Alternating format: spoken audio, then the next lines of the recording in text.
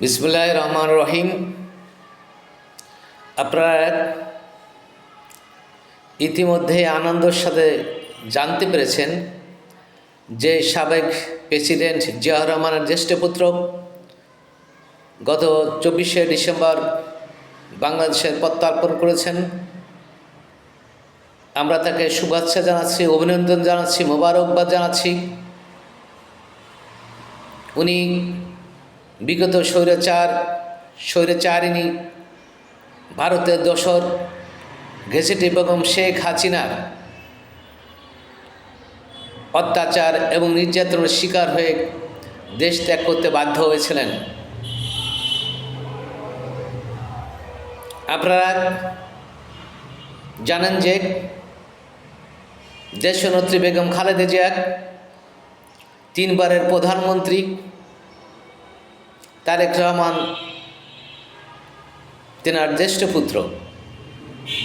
তিনি এদেশে আসবেন, এদেশের মানুষের কল্যাণের কথা চিন্তা করে রাজনীতি করবেন, দেশের মানুষের মৌলিক অধিকারের কথা চিন্তা করবেন, দেশের মানুষের ভাত ও ভোটের অধিকারের কথা চিন্তা করবেন। এদেশের মানুষ আধিপত্যবাদ বিরোধী, ভারত বিরোধী। এদেশের মানুষ তাদের উপর কেউ দাদাগিরি করবে এটা কেউ পছন্দ করেন না। এদেশের মানুষ বাংলাদেশের সেনাবাহিনী 57 সেনা অফিসারকে হত্যা করেছে, যে যার থাবা বাংলাদেশের উপর এখনও প্রতীয়মান। সেই রয়ের বিরোধী বাংলাদেশের জনগণ রয়েছে। বাংলাদেশের মানুষ ভারতকে একটুও পছন্দ করেন না, কারণ বাংলাদেশের মানুষ কোনো দাদাগিরিকে পছন্দ করেন না। এদেশের মানুষ শহীদ হতে প্রস্তুত রয়েছে, তবু ভারতের দাদাগিরিকে কখনোই পছন্দ করবেন না এবং ভারতের আধিপত্যকে কখনোই স্বীকার করে নেবেন না। তাই জনাব তারেক রহমান উনি দেশে ফিরে এসছেন, অত্যন্ত আনন্দের বিষয়। উনি এদেশের নাগরিক, এদেশের মানুষের কল্যাণের জন্য রাজনীতি করবেন, এটাই স্বাভাবিক। কিন্তু 36শে জুলাই গণ অভ্যুত্থানে যারা শহীদ হয়েছেন, 36শে জুলাইয়ের গণ অভ্যুত্থানে যারা নায়ক রয়েছেন, এমনি একটি নায়ক ইনকলাব মঞ্চের সংগ্রামী নেতা শরীফ উসমান হাদিকে গত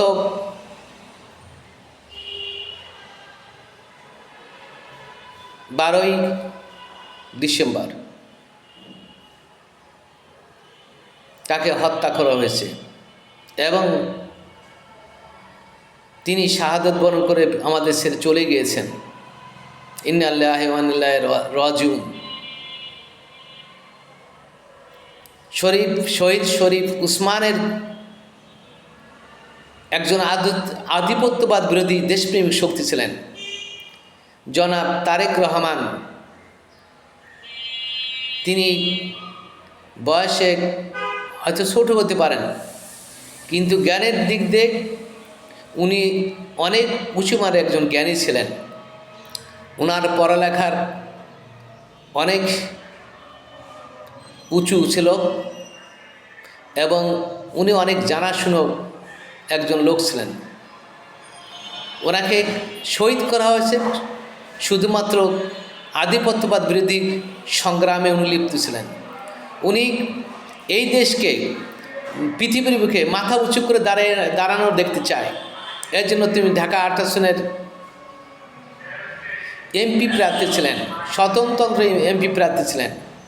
কিন্তু কী কারণে তাকে হত্যা করা হয়েছে, কেনই বা হত্যা করা হয়েছে, এর হত্যার কুশলী কারা এর ষড়যন্ত্রে লিপ্ত, সব কিছু খুঁজে বের করার দায়িত্ব এই সরকারের। যত বড়ই হুমড়া চুমড়া হোক কেন, তাকে অবশ্যই আইনের আওতায় নিয়ে আসতে হবে এবং শহীদ শরীফ উসমান হাদির হত্যাকারীদের এবং তার দোষীদের ধরে অবশ্যই আইনের আওতায় নিয়ে আসতে হবে, বিচার করতে হবে।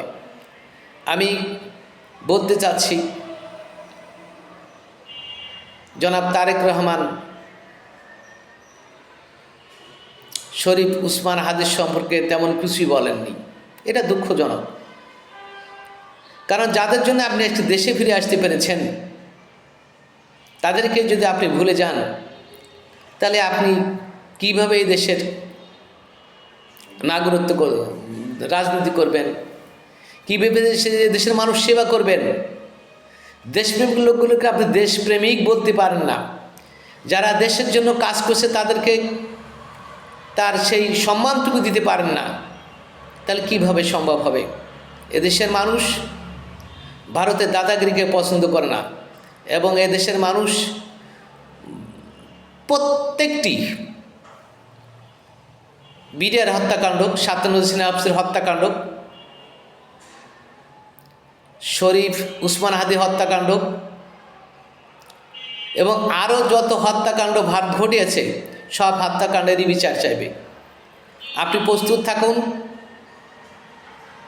আপনি দেশ গড়ার কাজে এগিয়ে আসলে ভারতের সাথে চোখে চোখ রেখে আপনাকে এদেশের রাজনীতি করতে হবে, এদেশের পরিচালনা করতে হবে।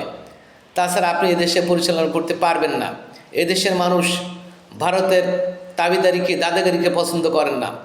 এদেশের মানুষ বেঁচে থাকলে মাথা উঁচু করে বেঁচে থাকবে এবং বাঘের মতো বেঁচে থাকবে। বাঘের মতো একদিন বেঁচে থাকা আসছে, আর বিড়ালের মতো 100 বছর বেঁচে থাকার কোনো প্রয়োজন নেই। বাঘের মতো এক ঘন্টা হলে বেঁচে থাকতে হবে এবং লড়াই করে বাঁচতে হবে। আমি চাই সমস্ত দেশপ্রেমিক লোক এদেশে ঐক্যবদ্ধ হন, ভারতের আধিপত্যবাদ বিরুদ্ধে, ভারতের বিরুদ্ধে দুর্বার আন্দোলন করুন। ভারত প্রতিবেশীরা আচরণ করলে তাদের সহিত অবশ্যই প্রতিবেশীরা আচরণ করবেন, অন্যথায় ভারত দাদাগিরি করতে হলে তার কঠোর জবাব দেন। এই কথা আমি ব্যক্ত করছি। আল্লাহ হাফেজ। বাংলাদেশ জিন্দাবাদ।